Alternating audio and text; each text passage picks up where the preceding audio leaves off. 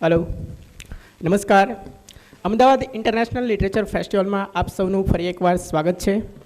गुजराती साहित्यનું बहु મોટું નામ કવિશ્રી અનિલ ચાવડા આજે એમની નવલકથા પ્રકાશિત થવા જઈ રહી છે, ત્યારે સૌપ્રથમ એમને ખૂબ ખૂબ અભિનંદન।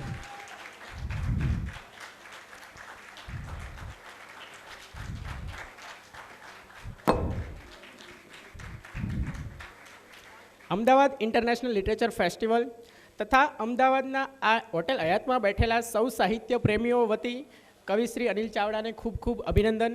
આજે એમની નવલકથા પ્રકાશિત થવા પૂર્વે આજે આપણી સાથે હું વિનંતી કરું છું કવિશ્રી અનિલ ચાવડા સાહેબને કે સ્ટેજ પર પધારે, સાથે ડૉક્ટર શરદ ઠાકર સાહેબને વિનંતી કરું છું કે સ્ટેજ પર પધારે। Voice of Rajkot voice of Ahmedabad RJ દીપાલીને વિનંતી કરું છું કે સ્ટેજ પર પધારે અને શ્રી અભિષેક જૈન સરને વિનંતી કરું છું કે સ્ટેજ પર પધારે। કવિશ્રી અનિલ ચાવડાની વાત કરું તો અંતરપટના ભાવોને અક્ષરો દ્વારા વહેતા કરનાર આ કવિ છે। એમની કવિતાઓમાં આપણને અનેક વિષયો મળ્યા છે, તો તમે કલ્પના કરી શકો છો કે એમની નવલકથાના વિષયો કેવા હશે। નાનપણની વાત, હોસ્ટેલ લાઈફની વાત, સ્કૂલ જીવનની વાતને એમણે એમની આ નવલકથામાં ઉજાગર કરી છે। તમે અને હું સૌ હોસ્ટેલ લાઈફ કદાચ જીવેલા હશો, કદાચ સ્કૂલ લાઈફ તો બધા જીવેલા જ છો, તો એ બધાના અનુભવો તમારા જે છે એ તમે આ નવલકથા દ્વારા ફરી એક વખત સંવેદી શકો છો કે ફરી એક વખત તમને એ તમારે સ્કૂલ લાઈફ કેવી છે એ બધું યાદ કરવાની એક તક મળી છે આ નવલકથા દ્વારા। તો આ નવલકથા દ્વારા તમે તમારા સ્કૂલ જીવનના અનુભવોને ફરી એક વખત યાદ કરવાના છે। તો કવિશ્રી અનિલ ચાવડા સાહેબ, ડૉક્ટર શરદ ઠાકર સાહેબ, પ્રેમ એટલે શું, યુવાની એટલે શું, સંવેદના કેવી હોય એ સૌને પોતાની કલમ દ્વારા લખનાર આ લેખક છે કે એક એવું વ્યક્તિત્વ જે ધગધગતા તાપમાં પણ વરસાદ કરી શકે, રણમાં પણ ગુલાબ ખીલવી શકે એવી તાકાત છે આ લેખકની। તો ડૉક્ટર શરદ ઠાકર સાહેબનું સ્વાગત છે। ગુજરાતી ફિલ્મ જગતને રેન્ડિયર્સની ઝડપે દોડતી કરનાર દિગ્દર્શક એટલે અભિષેક જૈન સાહેબ, કેવી રીતે જઈશ, બે યાર અને રોંગ સાઈડ રાજુ જેવી અફલાતુન ફિલ્મોના દિગ્દર્શક એવા અભિષેક જૈન સાહેબનું સ્વાગત છે। અને એકદમ મીઠું મીઠું બોલતા આરજે દીપાલી, સાહિત્યની વાતોને, મિત્રતાને, સંબંધોને અભિવ્યક્ત કરનાર આરજે દીપાલીનું અમદાવાદ ઇન્ટરનેશનલ લિટરેચર ફેસ્ટિવલમાં સ્વાગત છે। અને હવે વિનંતી કરું કે આપણા મુખ્ય માનનીય મહેમાનો શ્રી જે પુસ્તકનું વિમોચન કરે અને પુસ્તક વિશે વાત કરે। ધન્યવાદ।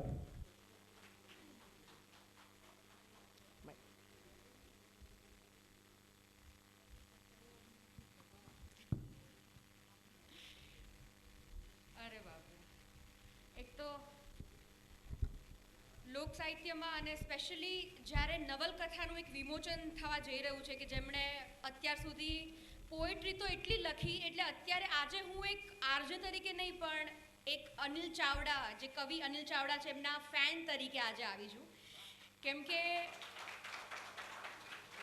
એવું થાય છે કે એક આરજે છું એટલે શબ્દો સાથે તો રમવાનું થતું હોય, શબ્દો જ છે કે જે અમારું જીવન છે। પણ આ બાજુ અનિલ ચાવડા સાહેબ, આ બાજુ ભાવેશ ભટ્ટ સાહેબ, આહા શું બોલવું મારે આમાં। સ્વાગત છે આપ સૌનું। ઘણા બધા કવિ અને લેખકો દેખાઈ રહ્યા છે, મને તાહા મંસૂરી દેખાઈ રહ્યા છે, ભાવિન સાહેબ છે, ભાવેશ ભટ્ટ સાહેબ છે, અને સાથે જે છે એમની તો પરિચયની આપણને કોઈને જરૂર જ નથી। અભિષેક તમારી સાથે આજે અહીંયા બેઠા છીએ, સાથે શરદ ઠાકર સાહેબ। પણ આજે જેના માટે આપણે ભેગા થયા છીએ અને એ છે રેન્ડિયર્સ, એક નવલકથા કે જે એક જીવનનો વળાંક છે કે જ્યારે સ્કૂલ લાઈફ છે તમારી એ તમને કેટલું કેટલું શીખવાડે છે। જો હું મારી જ વાત કરું શોર્ટમાં, તો કદાચ એ સમયે જેટલા સંબંધો બાંધ્યા, જેટલું શીખ્યું છે એ જ ધીરે ધીરે ધીરે ક્યાંક તમને એક લેવલ સુધી લઈ જાય છે। અને એ સ્કૂલ લાઈફ અને હોસ્ટેલ લાઈફ ઉપર જે રેન્ડિયર્સ છે એના વિશે આપણે વાત કરવા ભેગા થયા છીએ। તો સૌથી પહેલાં તો જેમનું પુસ્તક છે હું એમને પૂછીશ, અનિલ ચાવડા સાહેબ, કે ક્યાંથી તમને ઇન્સ્પિરેશન મળી કે તમારે આ જ ટોપિક ઉપર પહેલી તમારી નવલકથા છે એનું વિમોચન કરવું છે?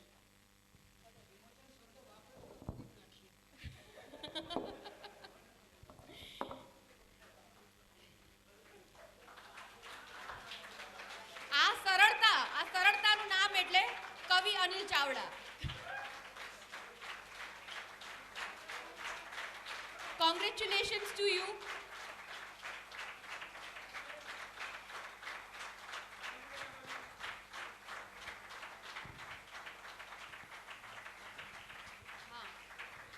એક ફોટો માટે આપણે ખાલી માસ્ક પોસિબલ હોય તો કાઢીએ.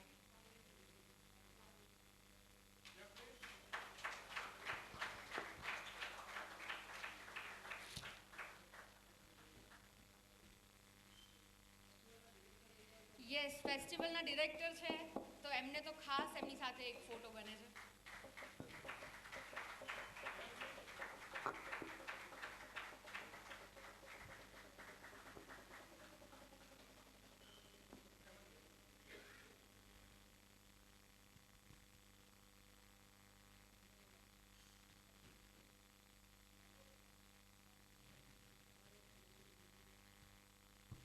ઉમાજી ખૂબ સરસ મેનેજમેન્ટ છે, so thank you for doing this.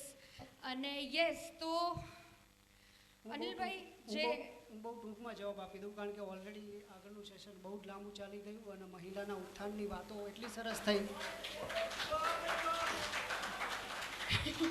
ના ના, મને એમ થયું કે આજને આજ જ મહિલાનું ઉત્થાન થઈ જશે, પણ ના ના, ખરેખર સરસ સેશન હતું. આ તો એક એમ જ વાત કરી, પણ હું બહુ ટૂંકમાં વાત કરી દઉં કારણ કે સમય ઘણો અગત્યનો હોય છે. દેવેન્દ્ર પટેલ સાહેબ અહીંયા બેઠા છે, એમનું પણ સેશન છે. આ નવલકથા હું લખતો હતો, 2 વર્ષથી આનું કામ ચાલતું હતું અને હું લખવા બેઠો ત્યારે એની કથા ધીમે ધીમે વિસ્તરતી જતી હતી અને 1 વર્ષ સુધી મેં કામ કર્યું ત્યારે મને એવું લાગ્યું કે મારે જે કહેવું છે ને એના 3 ભાગ છે, 3 સમયખંડ છે. આ એનો પહેલો મણકો છે, પછી બીજો અને ત્રીજો આવશે. એમાં મેં 70થી 80% લખાઈ ગઈ. પછી મને એવું લાગ્યું કે હજી મારે રિયાલિટી લાવવા માટે એના સંવાદમાં વાતાવરણ, તો મારે એના ઓરિજિનલ પાત્રોને મળવું જોઈએ જે આવા વાતાવરણમાં જીવતા હોય. તો એની માટે હું અમુક પાત્રોને મળ્યો, ફોન ઉપર ઇન્ટરવ્યૂ લીધા, આવું બધું કર્યું, પણ છતાં મને ફોનથી સંતોષ ના થયો. એટલે પછી મને એમ થયું રૂબરૂ મળું. એ જ દરમિયાન મારે જિજ્ઞેશ સાથે વાત થઈ. જિજ્ઞેશ પરમાર અહીંયા બેઠો છે અને એણે મને અમુક પાત્રોને મેળવી આપ્યા. એ પાત્રો પણ અહીંયા બેઠા છે. યસ, મને મળ્યા ગાયત્રી, ચાર્મી ને બધા જ લોકો. યસ, ગાયત્રી, ચાર્મી ખાલી એકવાર એમની જગ્યા ઉપર ઊભા થઈ જાય લોકો જ્યાં બેઠા હોય. વૃંદા, ગાયત્રી, ચાર્મી, પ્રાર્થના, વૃંદા, પ્રાર્થના, જાની, જાનવી, રુદ્ર. તો એ લોકોએ મને એવું કીધું અનિલ સાહેબ કે તમે એમની સાથે પર્સનલી વાત કરી આ નવલકથા લખવા માટે. ઓલરેડી નવલકથા લખાઈ ગઈ હતી, પણ મારે એ પાત્રો અત્યારે જે છોકરાઓ હોય કેવી રીતે વર્તતા હોય, શું વાતચીત કરતા હોય, એમના જીવનના લાઈફના પ્રસંગો કઈ રીતે, બેસી જાવ થાકી જશું, એટલે એ બધું થતું હોય તો એ મારે રિયલમાં જાણવું હતું, જેથી એમના હાવભાવ, વાણી, વર્તનને હું કથામાં વણી શકું સારી રીતે. વાર્તા મને ખબર હતી કે મારે શું કહેવાનું છે એ નક્કી હતું, વસ્તુ નક્કી હતું, એનું પેકિંગ હું આમની પાસેથી શીખ્યો. જી ઓકે, તો ક્યાંક તમારી પર્સનલ લાઈફ પણ આ નવલકથામાં અમને એની ઝાંખી જોવા મળશે. મને જે ઓળખે છે એ લોકો કદાચ આ પાત્રોમાં મને પોતાને જોઈ શકશે ક્યાંક ક્યાંક. ઓકે, અને પોએટ્રી તો લખતા આવ્યા છો અને ઘણી બધી લખી છે, અને એમાંથી મને એમની ફેવરેટ 2 પંક્તિઓ યાદ આવે છે. અમુક શબ્દો કદાચ આગા પાછા હોય તો, કે અધીરો છે ઈશ્વર તમને આપવા માટે, અધીરો છે ઈશ્વર તમને આપવા માટે, તું ચમચી લઈને બેઠો છે દરિયો માંગવા માટે. The magic of Anil Chavda. એટલે મેં કીધું ને કે એક ફેન તરીકે આવી છું. તો પોએટ્રી લખ્યા બાદ આજ નવલકથા લખવાનો એક એક્સપિરિયન્સ હતો, એ કેવો રહ્યો? આમ તો ઘણો સારો રહ્યો. અહીંયા નવભારતના પબ્લિશર બેઠા છે રોનક શાહ, એમને મેં કીધું કે આ રીતનું એક પુસ્તક હું કરી રહ્યો છું, એટલે એમણે કીધું કે વેલકમ કવિ, તમારી માટે દરવાજા ખુલ્લા જ છે. એટલે મારો 2 વર્ષનો પ્રવાસ, ક્યારેક એવું થાય કે લાંબા ગાળાની મજલ કાપ્યા પછી ચોક્કસ વર્ષો સુધી નોકરી કરે ને પછી પણ ઘર લેવા માટેના પૈસા ભેગા નથી થતા અમુક વાર. તો મને એમ થયું કે 2 વર્ષ સુધી જે કથા માટે મેં મહેનત કરી છે એને ચોક્કસ આકાર આપવા માટે આટલો સરસ પબ્લિશર મને મળ્યો, એ મારું સદભાગ્ય હું માનું છું. એટલે એ મજલ અહીંયા નવભારત સુધી આવીને અટકી. જી, અને હવે હું પૂછવા માંગીશ અભિષેક જૈન જે ફિલ્મ મેકર છે, of course we all know, well known film maker. I think the guy like him, એ લોકો ફ્યુચર છે હવે, જે પણ આગળ આવશે, જે વિચારે છે.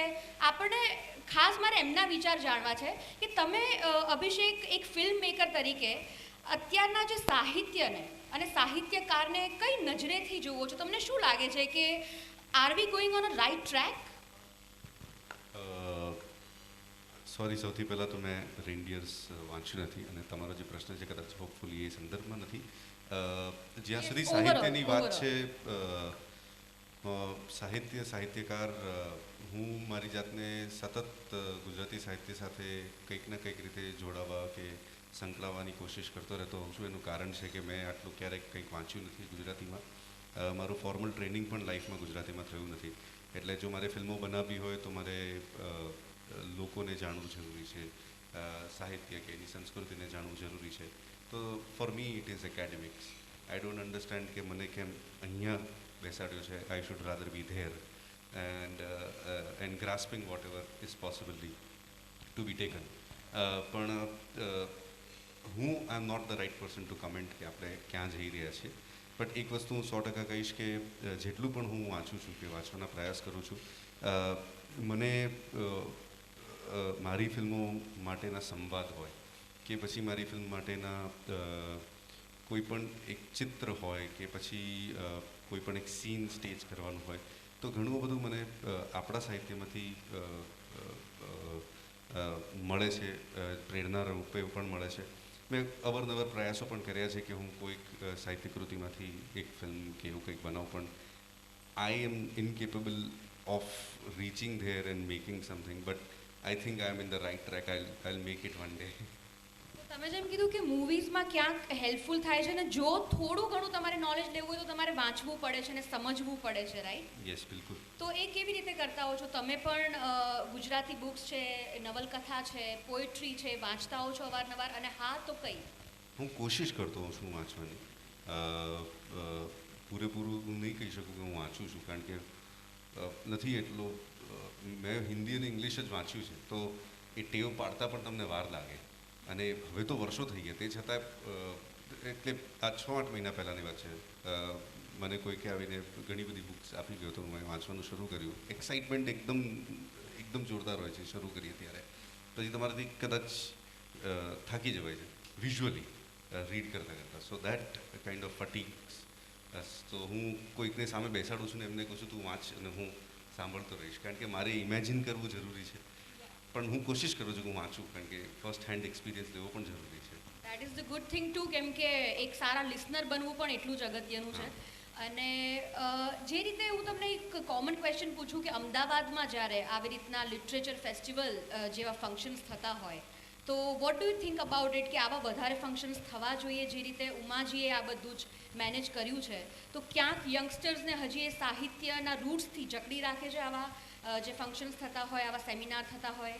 હું બીજા કોઈ વિશે તો નહીં કહી શકું, પણ મારા માટે પર્સનલી સાહિત્ય સાથે જોડાવાનું આ જ એક જરિયો રહ્યો છે, લિટરેચર ફેસ્ટિવલ્સ. કારણ કે મને લિટરેચર ફેસ્ટિવલમાં આવ્યા બાદ ખબર પડી છે કે એક ગુજરાત સાહિત્ય અકાદમી પણ કંઈક હોય છે કે એટલે I am so illiterate in that context. તો મારા માટે this is like the door into the world of literature, Gujarati literature. Okay, thank you Abhishek. અને હવે શરદ ઠાકર સાહેબ, આપ તો ઘણા વર્ષોથી એક ઓથર, કોલમિસ્ટ અને ઘણા બધા આપના ફેન પણ રહ્યા હશે. મારે તમને મેઇન ક્વેશ્ચન એ જ કરવો છે જે મારા માઇન્ડમાં પણ છે કે અત્યારે ધીરે ધીરે ડિજિટલ જમાનો થઈ રહ્યો છે કે લોકો પ્રિફર કરે છે વેબ સિરીઝ, ઓનલાઈન વધારે જોવાનું. તો એવામાં આ નવલકથા છે કે એક ઓથર તરીકે જ્યારે તમે કંઈક લખો છો તો તમને એવું લાગે કે ના ક્યાંક એનાથી અસર પડી છે? એટલે વાંચન ઉપર અસર પડી છે એમ કહેવા માગું છું? ના, જરા પણ પડી નથી. માધ્યમો બદલાતા રહે છે. મને પૂરેપૂરી વિનમ્રતા સાથે કહેવા દો કે અત્યાર સુધીમાં મારા 75 પુસ્તકો માર્કેટમાં આવી ગયા છે અને આ બધા જ ડિજિટલ માધ્યમોની ઉપસ્થિતિ હોવા છતાં એ 75 પુસ્તકોની 1, 2, 3, 4, 5 અથવા તો 11 આવૃત્તિઓ થઈ છે. જો વાંચન ઘટ્યું હોત તો આટલા પુસ્તકો કોઈ વાંચ્યા જ ન હોત. અને બીજી વાત કે અભિષેકભાઈ સરસ વાત કરી, ફિલ્મ હોય, નાટક હોય, વાર્તા હોય, નવલકથા હોય, કવિતા હોય કે ઇવન સામાન્ય એક જોક હોય, અલ્ટિમેટલી એ વાત કહેવાની કળા છે. It's a form of story telling. એટલે ઘટના અને ઘટનામાંથી નીકળતી શાશ્વત વાર્તા એ તો પાયામાં રહેલી છે. એનું મહત્ત્વ રહેવાનું જ હંમેશા. ખૂબ સરસ વાત કરી આપે. અને જે રીતે રેન્ડિયર્સ હવે નવલકથા અનિલ ચાવડા સાહેબની આવી છે, તો શું લાગે છે કે આવા ટોપિક્સ ઉપર જેટલી પણ કદાચ બુક્સ લખાઈ હોય તો મોસ્ટલી જે રીતે આ એક ટોપિક છે, તો યંગસ્ટરને કે અત્યારના ઓડિયન્સને કેવા પ્રકારના ટોપિક છે વધારે વાંચવા ગમતા હોય છે? પહેલી વાત તો હું કહી દઉં કે આ નવલકથા હું કાલે આખો દિવસ બેસીને વાંચી ગયો છું, એક એક શબ્દ વાંચી ગયો છું. પણ ગંભીર વાત ઉપર આવું પહેલાં એક હળવી વાત કહી દઉં કે ઓડિયન્સમાં મારી સામે અત્યારે શબ્દના આશકો પણ બેઠા છે અને શબ્દના શાસકો પણ બેઠા છે. પણ મારી બાજુમાં અભિષેક જૈન સ્વનામ ધન્ય ફિલ્મ ડિરેક્ટર બેઠા છે કે જેણે ગુજરાતી અર્બન ગુજરાતીને સિનેમાગ્રહ તરફ પાછો લેવા છે. મારે એટલું પૂછવું છે કે ઓડિયન્સમાં કોઈ સારો વકીલ છે? મારે અનિલ ચાવડા ઉપર કેસ કરવો છે. એટલા માટે કે આટલા બધા સરસ ઉત્તમ કવિ, આટલા સરસ વખાણાયેલા અને પોંખાયેલા, એણે શા માટે ગદ્ય લખીને અમારા પેટ ઉપર પાટું મારવું પડે? હવે આ 65 વર્ષની ઉંમરે મને કવિતા લખતા તો આવડવાની નથી, અને છતાં એક રહસ્ય કીધું દીપાલીબેન કે મારી યુવાનીમાં 21-22 વર્ષની ઉંમરે મેં લેખનની શરૂઆત ગઝલથી કરી હતી. એની એક બે લાઈન ના, એ જાહેરમાં કહેવા જેવી નથી. કોલેજના નોટિસ બોર્ડ ઉપર મુકાતી અને લોકો વાંચવા માટે ટોળે વળતા, એમાં પણ ખાસ કરીને છોકરીઓ વાંચતી તો અમને બહુ આમ અકાદમી એવોર્ડ મેળવ્યો એટલો આનંદ થઈ જતો. પણ પછી તરત સમજાઈ ગયું કે I was not feeling at home in poetry form. પણ એ જે કવિતા પ્રેમ છે ને એ મારો જળવાઈ રહ્યો છે. એટલા માટે જ મારી કોલમમાં દરેક વાર્તા ઉપર શીર્ષક પંક્તિ તરીકે એ શેરને મૂકવાનું શરૂઆત મેં કરી છે ગુજરાતીમાં. એટલે એ મારો કવિતા પ્રેમ બતાવે છે. અને અંગત વાત કરું તો અનેક વખત એવું બન્યું છે કે મારી સ્ટોરી લખાઈ ગઈ હોય તો એની ઉપર મથાળું મને બરાબર બંધ બેસતું ન મેળવું હોય ત્યારે મેં બીજા એક પણ કવિને ફોન નથી કર્યો, માત્ર અનિલ ચાવડાને ફોન કર્યો છે. આ બહુ અંગત વાત છે, કોઈ જાણતું નથી. મને ક્યારેય કહેવાનો મોકો નથી મળ્યો અને અનિલ ચાવડા ક્યારેય કહેતા નથી એમની વિનમ્રતાને કારણે. મેં એમને કહ્યું હોય કે આ મારું કથાનક છે, આ મારી સ્ટોરી લાઈન છે, મને પ્લીઝ એકાદ સરસ શેર મોકલી દો ને. અને 10 મિનિટમાં એમના 3 શેર પંક્તિ આવી જાય કે આમાંથી કોઈ પણ પસંદ કરો. આ આવો ઇન્સ્ટન્ટ કવિ છે, સ્પોન્ટેનિયસ કવિ છે. અને એમની કવિતાને હું ઈર્ષાભાવ સાથે માણું છું. આ પુસ્તક વહેંચ્યા પછી કહું છું કે ઈર્ષાભાવ સાથે આ પુસ્તક માણવા જેવું છે. હા, સરસ લખ્યું છે, બહુ સુંદર લખ્યું છે. એટલે જ કદાચ તમે જેમ કીધું કે હંમેશા શેર જ્યારે પણ તમે કંઈ પણ એમને હેલ્પ માંગતા હો કે કોઈ પણ પ્રકારની, તો હી ઇઝ ઓલવેઝ ધેર. તો એક કવિ તરીકે આપ અનિલ ચાવડા સાહેબ વિશે જે આપે કીધું અને નવલકથા માટે પણ આપે જેમ કીધું, તો શું લાગે છે કે આગળ એમને આ પ્રકારના કયા એવા ટોપિક્સ પર પુસ્તકો લખતા રહેવા જોઈએ અને સાહિત્યમાં કેવી રીતે આગળ વધવું જોઈએ? હું ઘરે થયો ત્યારે મારા મનમાં એક વાત રમતી હતી પ્રકાશક રોનકભાઈને કહેવા માટે કે અનિલ ચાવડા ભવિષ્યમાં ગમે તે લખે, એ હવામાં આડાવડા લીસોટા પણ મારે ને તો એ છાપજો. આ માણસની એક જ નબળાઈ છે કે કશું જ નબળું લખી શકે એમ નથી. એ જે લખશે એ સારું લખશે. આ હું દિલથી કહું છું. અને ઘણી વખત મને પ્રશ્ન થાય દીપાળીબેન, મારે એક વાત કરવી છે અહીંયા કે કવિ કે લેખક શા માટે ટાટા, બિરલા કે અંબાણીના બંગલાઓમાંથી નથી આવતા અને શા માટે સંઘર્ષની ઝૂંપડીમાંથી આવે છે? શા માટે બેસ્ટ બસનો કંડક્ટર હસરત જયપુરી કવિ બને છે? શા માટે મધરાતે ઘરની બહાર ફેંકાઈ ગયેલી માનો દીકરો સાહિર મોટો થઈને લખે છે, औरत ने जन्म दिया मर्दों को, मर्दों ने उसे बाजार दिया? શા માટે શહાદત હસન મંટો સુખિયા નામની વાર્તા લખી શકે છે? દિલ્હીના રેડ લાઇટ વિસ્તારમાં વેશ્યાની દલાલી કર્યા પછી લખે છે માણસ. શા માટે વીર સાવરકર આંદામાનની જેલમાં નખથી ખોતરીને દિવાલ ઉપર મહાકાવ્ય લખે છે. સંઘર્ષમાંથી કવિતા આવે છે અને આ માણસે સંઘર્ષ કર્યો છે માટે લખવાનો અધિકારી છે. અને એક મને પ્રશ્ન પૂછાય ન પૂછાય એની પહેલાં એક સરસ ઘટના કહી દઉં. થોડા વર્ષો પહેલાં મેં એક વાર્તા લખેલી રણમાં ખીલું ગુલાબમાં. એક ટીનેજર છોકરો ભયંકર અભાવો વચ્ચે જીવતો એક નાનકડી ખોલીમાં રહે છે 2-3 મિત્રોની સાથે. કોલેજે જતો હોય છે, નામ પછી આપીશું. કોલેજે જતો હોય છે અને રસ્તામાં એક બંગલો આવે છે 2 માળનો. એની ટેરેસમાં એક છોકરી કપડાં સૂકવવા આવતી હોય છે. આંખોથી આંખો મળે છે, તણખા જરે છે, ઇસ્ટ્રોજન, પ્રોજેસ્ટ્રોન અને ટેસ્ટોસ્ટેરોન વચ્ચે ટકરાવ થાય છે. હા મિત્રો, બેઝિકલી હું ડૉક્ટર છું. તો પછી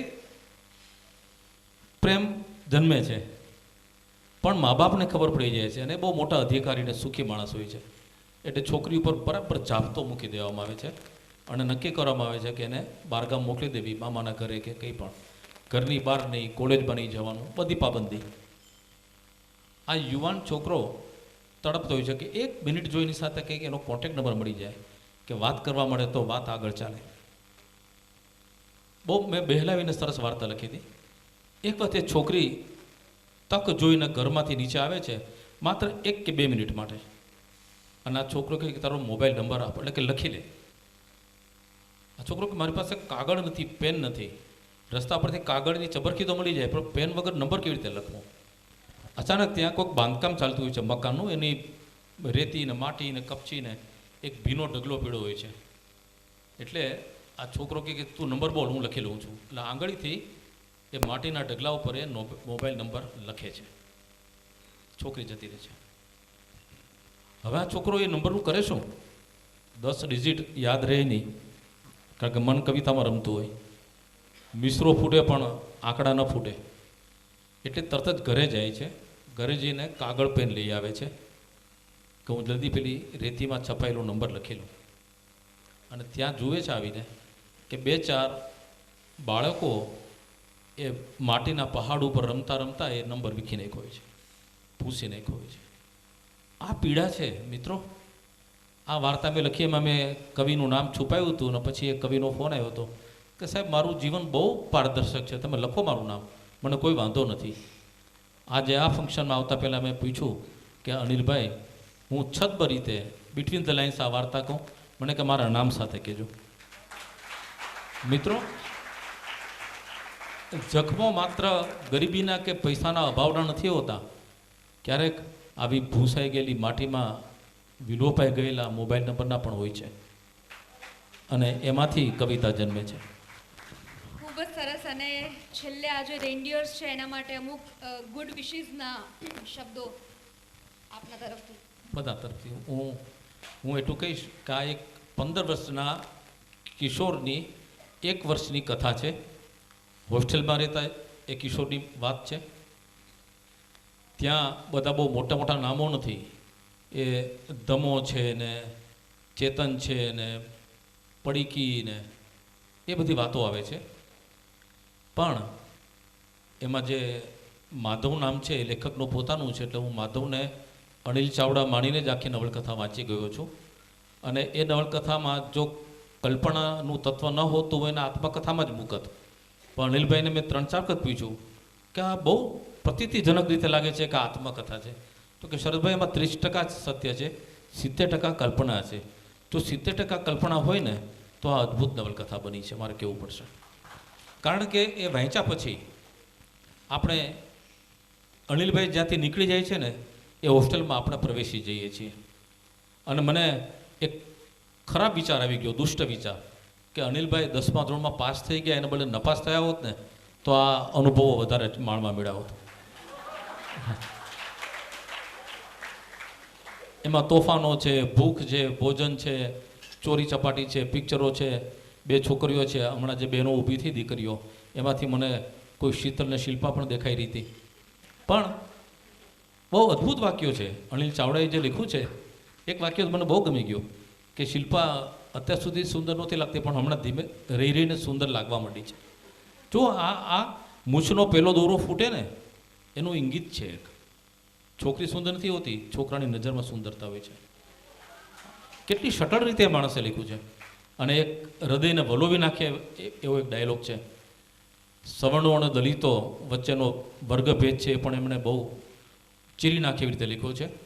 અને એમાં એક લખે છે એક જગ્યાએ કે જાતિ એટલે શું. અનિલભાઈ, મારી આંખ ભીની થઈ ગઈ હતી આ વાંચતી વખતે. અને એનું પાત્ર જવાબ આપે છે કે જાતિ એ આ સમાજની એક એવી ચીજ છે કે જે ક્યારેક જાતિ નથી, ક્યારેય જાતિ નથી. સરકાર ગમે એટલા કાયદાઓ કરે, ગમે એટલા એના કાર્યક્રમો યોજાય, જાતિ નથી. અને સૌથી એક છેલ્લી વાત કહીશું કે આ માણસ બહુ પોઝિટિવ છે. સાહિલ લુધિયાનવીએ એની પ્રથમ ગઝલ સંગ્રહ તો તલખિયા એટલે બિટરનેસ, કડવાશ. એના અર્પણના પાના ઉપર લખ્યું છે कि इस दुनिया ने तजुर्बों और हवादिसों की शक्ल में जो कुछ बख्शा है लौटा रहा हूँ मैं. એટલે આ દુનિયાએ મને જે કડવા અનુભવો અને આઘાતો આપ્યા છે એ બધા હું ભેગા કરીને પાછા આપી રહ્યો છું. અને એનું નામ રાખ્યું છે કડવાશ. આ કવિએ કડવાશનો ફોટો પાડ્યો છે પણ કડવાશ પાછી નથી આપી. એ પોતે જ એમાં એક પાત્ર તરીકે કહે છે કે હોય આવું ચાલ્યા કરે, બધા માણસો આવા ખરાબ નથી હોતા. આ એની મીઠપ છે. હું કવિને શુભેચ્છા આપું છું, લેખકને શુભેચ્છા આપું છું. અને આવું વધુને વધુ લખાતું રહે અનિલભાઈ. અને મને આશા છે કે આ રેન્ડિયર્સ પુસ્તક તમારી સફરમાં ઘણા બધા માઇલસ્ટોન્સ પાર કરશે અને ઇનામોની નવાજેશ થશે, મને વિશ્વાસ છે. અભિષેક, આપ ગુડ વિશેસ આપવા માંગશો રેન્ડિયર્સ વિશે? અનિલ સરને હું ક્યારનો ચેસ કરી જ રહ્યો છું. અમે લોકો ખાસા સમયથી મળી રહ્યા છીએ કે કંઈક સાથે કરીએ. આઈ થિંક રેન્ડિયર્સથી કદાચ શરૂઆત થઈ શકે. હું એને તરત જ વાંચવા માગું છું. મેં રોનકને પણ કહ્યું કે હું જેટલું જલ્દી હોઈ શકે વાંચું અને કદાચ આમાંથી કંઈક હું મારી રીતે ગ્રાસ્પ કરીને કંઈક સર્જન કરી શકું. અને તો એટલીસ્ટ એક શરૂઆત થશે અને આ ચેઝ કદાચ બંધ થઈ જશે. અરે વાહ, થેન્ક યુ. હોપફુલી તમે સાથે કામ કરો ને અમે જલ્દીથી મારે ખાસ બે વાત હું નહીં કહું તો હું નગુણો ગણાઈશ. ખાસ તો ફેસ્ટિવલના ડિરેક્ટર ઉમાશંકર યાદવ માટે તાળીઓ પાડીએ એટલી ઓછી છે કે મેં એમને પહેલાં સજેસ્ટ કરેલું. એમણે કીધું કે આવું મારે કંઈક કરવું છે. મેં કીધું તમે કેસીજીમાં કરો અને સાહિત્યકારોનો ત્યાં બોલાવો, ત્યાં વ્યવસ્થિત થાય, ખર્ચો ઓછો થાય. તો મને ઘસીને ના પાડી દીધી કે સાહિત્યકાર ऐसा वैसा नहीं है कि यहाँ बैठा हो और यहाँ बैठ जाए, वहाँ बैठा हो और वहाँ बैठ जाए. उसको 5 स्टार सर्विस मिलनी चाहिए तो हम 5 स्टार में करेंगे. તો સાહિત્યકારને 5 સ્ટારમાં લાવીને બોલાવીને પોંખે એ જ ગુજરાતી સાહિત્યની પહેલાં તો મોટી ઘટના છે. તો એમને સેલ્યુટ છે. બીજું કે હું બહુ ભાવુક માણસ છું, કદાચ સ્ત્રી કરતાંય વધારે ભાવુક માણસ છું. કારણ કે હું અમુક પળની વાત કરવા જાઉં એટલે બહુ ઢીલો થઈ જાઉં છું. એટલે હું એને ત્યાગું છું. પણ મારા જીવનનો એક બહુ મહત્ત્વનો માણસ કે જે મારા હોસ્ટેલના ટીખળો, સુખો, દુઃખો બધા જ અમે બહુ સાથે એન્જોય કર્યા છે, એવો માણસ અહીંયા બેઠો છે, કિશોર સોલંકી. હું એને વિનંતી કરું કે ઊભો થાય.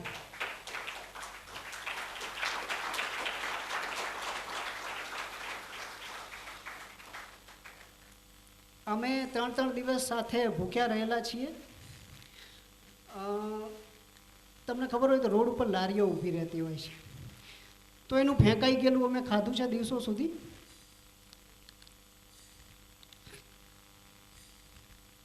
અને ઘણી એવી ઘટના છે. પણ બીજી એક એવી ઘટના છે કે હું આ બધું કરી શકું છું, લખી શકું છું, કાર્યક્રમોમાં બેફિકર જઈ શકું છું, કોઈ પણ ચિંતા વગર જ્યાં ત્યાં અવર જવર કરી શકું છું. એ બધી ઘટનાઓના પાયામાં જો કોઈ વ્યક્તિ હોય તો મારી પત્ની છે.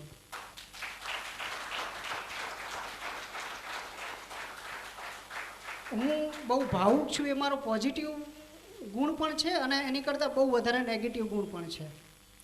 અને હું બહુ જ ઓછું બોલું છું, એ મારો પોઝિટિવ ગુણ પણ છે અને એની કરતાં અનેક ગણો નેગેટિવ ગુણ પણ છે મારી પત્ની માટે. કારણ કે ઘણા લોકો હા નાથી પતતું હોય ત્યાં સુધી નથી બોલતા, પણ હું તો ઈશારાથી પતતું હોય તો હા ના પણ નથી બોલતો. અને મારા તમામ દુર્ગુણો બિચારી એટલી પ્રેમથી સહન કરે છે, મારી ભૂલોને પણ, મારી ખામીઓને પણ ખૂબી બનાવીને સહન કરે છે.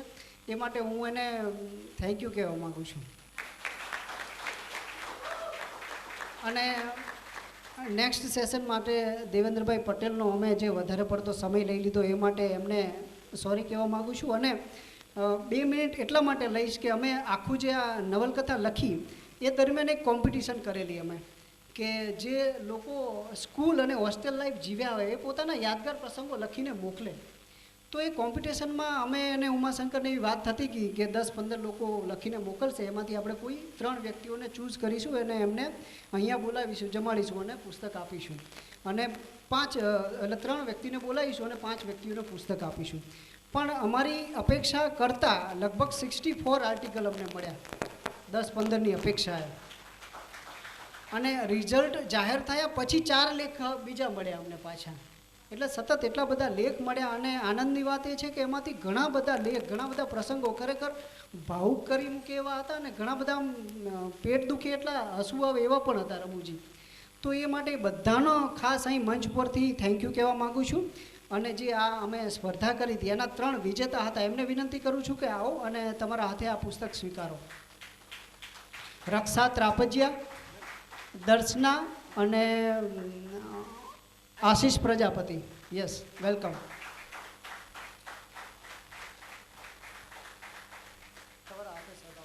અહીંયા ગુજરાતી ના રણમાં, ગુજરાતી સાહિત્યના રણમાં ગુલાબ ખીલાવનાર સાહિત્યકાર હોય ત્યારે એમના હાથે અપાય તો એ મોટી ઘટના કહેવાય.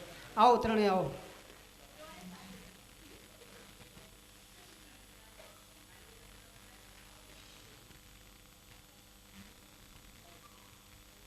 રક્ષા ત્રાપજિયા.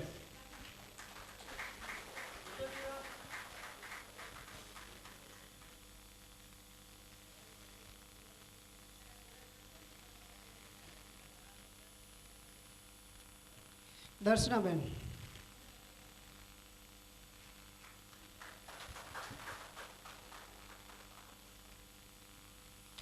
આશીષ પ્રજાપતિ. આખી કોન્ટેસ્ટ પછી અમને ખબર પડી કે લોકોમાં પોતાના સ્કૂલ અને હોસ્ટેલ પ્રત્યે કેટલી બધી લાગણી હોય છે, એ પ્રસંગોને કહેવાની કેટલી બધી ભૂખ હોય છે. એ લેખો વાંચીએ ત્યારે આપણને ખબર પડી કે મને કહેવાની એક તમે તક આપી અને પછી પોતાના અંગત એટલી બધી અંગત લાગણીઓ પણ આપણી સાથે શેર કરીએ કે આપણે ખૂબ ખુશ થઈ જઈએ. તો આપણે એ સૌનો આભાર માનું છું. અને બસ તો હવે અમારું સેશન અહીંયા અમે પૂર્ણ કરીએ છીએ.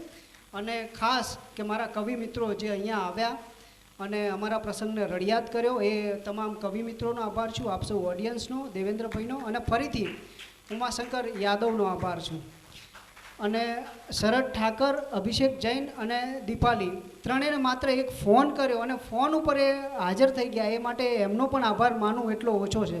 તો આપણે સૌનો દિલથી આભાર. આ પુસ્તક આજે અહીંયા 130 રૂપિયામાં બહાર મળી જશે. જેને રસ હોય એ ખરીદે, રસ હોય એને નહીં, ખરીદે જ એવું હું ભારપૂર્વક કહું છું. એનું રીઝન કહું, આપણે ત્યાં ગુજરાતી સાહિત્યમાં ભેટ આપવાની પદ્ધતિ છે. મારું પુસ્તક આવું એટલે લો સાહેબ મારું પુસ્તક આવી, લો સાહેબ મારું પુસ્તક આવી, લો, એટલે ભેટ આપવાની પદ્ધતિ ચાલે છે આપણે ત્યાં. અને ગુજરાતી સાહિત્યમાં પરંપરા તોડવાનું બહુ મોટું મૂલ્ય છે. જેમ કે ઉમાશંકર જોશીએ જે તે સમયની પરંપરા તોડીને નવો ચીલો ચાતર્યો, આદિલ મંસૂરીએ ગઝલને નવો વળાંક આપ્યો. તો નવા વળાંક આપનાર કે પરંપરા તોડનારનું બહુ મોટું મૂલ્ય હોય છે. તો મારા બધા મિત્રોને વિનંતી છે કે ભેટ આપવા લેવાની પરંપરા તોડીને તમે એ પરંપરા નવી સ્થાપિત કરો પુસ્તક ખરીદીને. એટલે હું તમને પુસ્તક ખરીદવાની તક આપી અને પેલી મહાન પરંપરા તોડવાની પણ તક આપી રહ્યો છું. Thank you very much.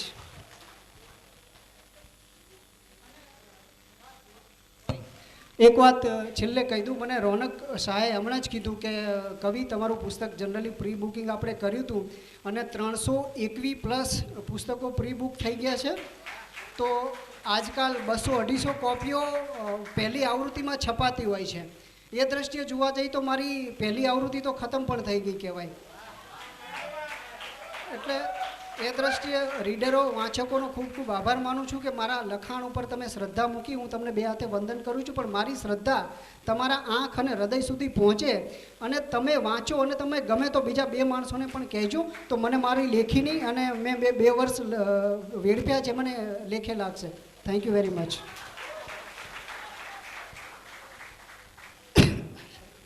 Next session.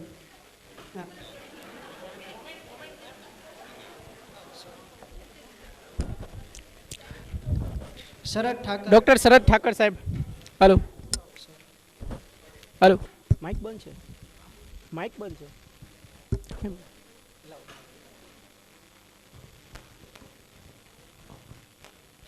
Abhishek Jain sir. Shri Abhishek Jain sir. કવિશ્રી અનિલ ચાવડા. નવલકથાકાર અનિલ ચાવડા.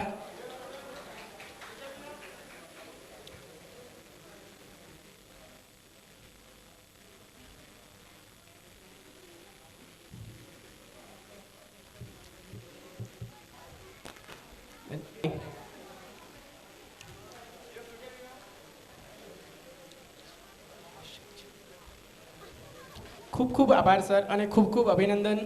આપણો વીતેલો ભૂતકાળ, એ અમૂલ્ય યાદો, એ બાળપણ આપણે ફરી પાછા જઈ શકવાના નથી ત્યાં બધે, પરંતુ એ બધી તકોને આપણને એમની નવલકથા દ્વારા એ તક આપવા બદલ કવિશ્રી અનિલ ચાવડાનો ખૂબ ખૂબ આભાર અને એમની રેન્ડિયર્સ નવલકથા માટે ખૂબ ખૂબ અભિનંદન. અમદાવાદ ઇન્ટરનેશનલ લિટરેચર ફેસ્ટિવલ ફરી એક વખત કવિશ્રી અનિલ ચાવડા સાહેબને ખૂબ ખૂબ અભિનંદન આપે છે.